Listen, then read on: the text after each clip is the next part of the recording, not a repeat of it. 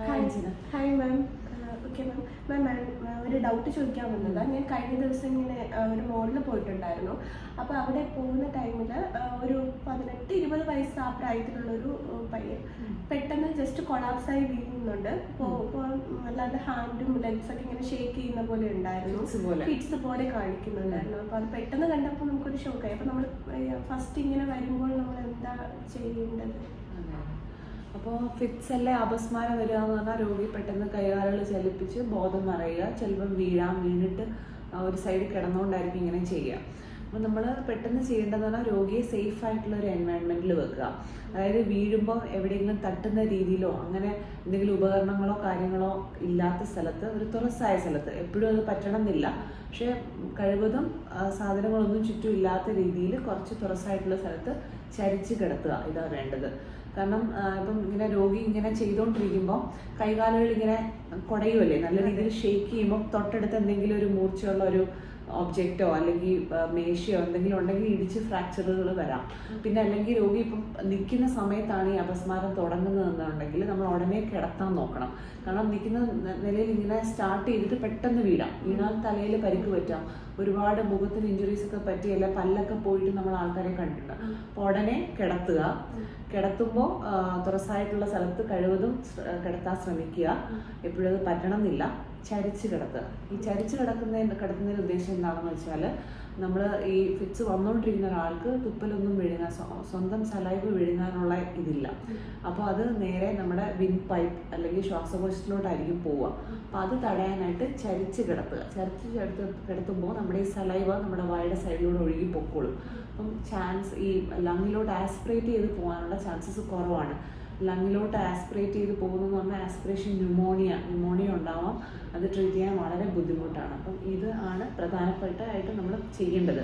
മിക്ക ഫിറ്റ്സുകളും 3 തൊട്ട് 5 മിനിറ്റിനുള്ളിൽ നിൽക്കുന്നവയാണ്. അത് കാരണം നമ്മൾ പ്രത്യേകിച്ചൊന്നും ചെയ്യണ്ട. മരുന്നുകൾ വായിലോട്ട് വെക്കാനോ അല്ലെങ്കിൽ വെള്ളം കുടിപ്പിക്കാനോ ഇതൊന്നും ചെയ്യരുത്. ചരിച്ച് കിടത്തുക. ഫിറ്റ്സ് സെറ്റിലാകുമ്പോൾ ഹോസ്പിറ്റലിൽ കൊണ്ടുപോവുക.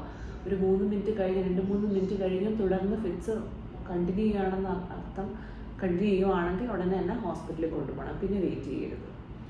പിന്നെ മാഡം, നമ്മൾ ഈ സിനിമയിലൊക്കെ കാണുന്ന പോലെ ഇതുപോലെ വരുമ്പോൾ പെട്ടെന്ന് എന്തെങ്കിലും ഇരുമ്പിന്റെ സാധനങ്ങൾ, താക്കോല് കയ്യിൽ കൊടുക്കുക, അല്ലെങ്കിൽ അങ്ങനെ ഓരോ സാധനങ്ങളൊക്കെ കൊടുക്കുന്നത് നമ്മളിങ്ങനെ കാണുന്നുണ്ട്. അപ്പൊ അതും ഇതുമായിട്ട് എന്തെങ്കിലും ഒരു അത് അങ്ങനെയൊന്നും ചെയ്യാനേ പാടില്ല. അപ്പം നമ്മൾ മൂവിയിൽ കുറേ കാര്യങ്ങൾ കാണിക്കുക. അതായത് ഉടനെ ഫിക്സ് വരുമ്പോൾ ഉടനെ തന്നെ കയ്യിൽ കത്തി കൊടുക്കുക, അല്ല താക്കോല് കൊടുക്കുക.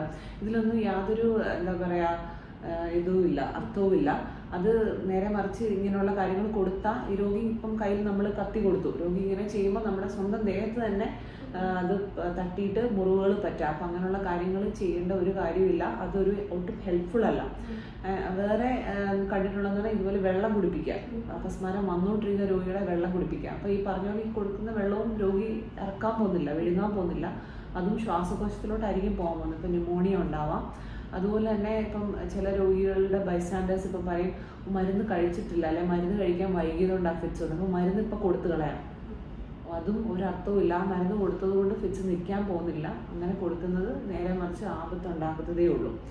പിന്നെ നാക്ക് കടിക്കും ചില ആൾക്കാർ അപസ്മാരം വരുമ്പോൾ. അപ്പം നാക്ക് കടിക്കാതിരിക്കാനായിട്ട് പുറത്തുള്ള ആൾക്കാർ വായിൽ വിരൽ വെക്കുക, അല്ലെങ്കിൽ തുണി തടി കഷ്ണമൊക്കെ വെക്കുക. അപ്പം നാക്ക് കടിക്കാതിരിക്കാൻ. ഇതും നേരെ ഓപ്പോസിറ്റ് ഇഫക്റ്റേ ഉണ്ടാക്കത്തുള്ളൂ. ഇതുപോലെ തടി കഷ്ണങ്ങളുടെ കുറച്ച് ഇതോ അല്ലെങ്കിൽ ഈ തുണികളുടെ ഫൈബേഴ്സോ ഒക്കെ നമുക്ക് ആസ്പിറേറ്റ് ചെയ്ത് ലങ്ങിലോട്ട് പോയി കുറേ കാര്യങ്ങളുണ്ടാവാം, കുറേ പ്രശ്നങ്ങളുണ്ടാവാം, ചോക്ക് ചെയ്യാം പേഷ്യൻ്റ്. അപ്പോൾ ഇതൊന്നും ചെയ്യരുത്. പിന്നെ നിങ്ങൾ നിങ്ങളുടെ കൈ വായ്ക്കുള്ളിൽ വെച്ച് കഴിഞ്ഞാൽ വിരലുകൾ കടിച്ചും അങ്ങനെ ഇഞ്ചുറി ഉണ്ടാവാം. അപ്പോൾ ഇതൊന്നും ചെയ്യരുത്.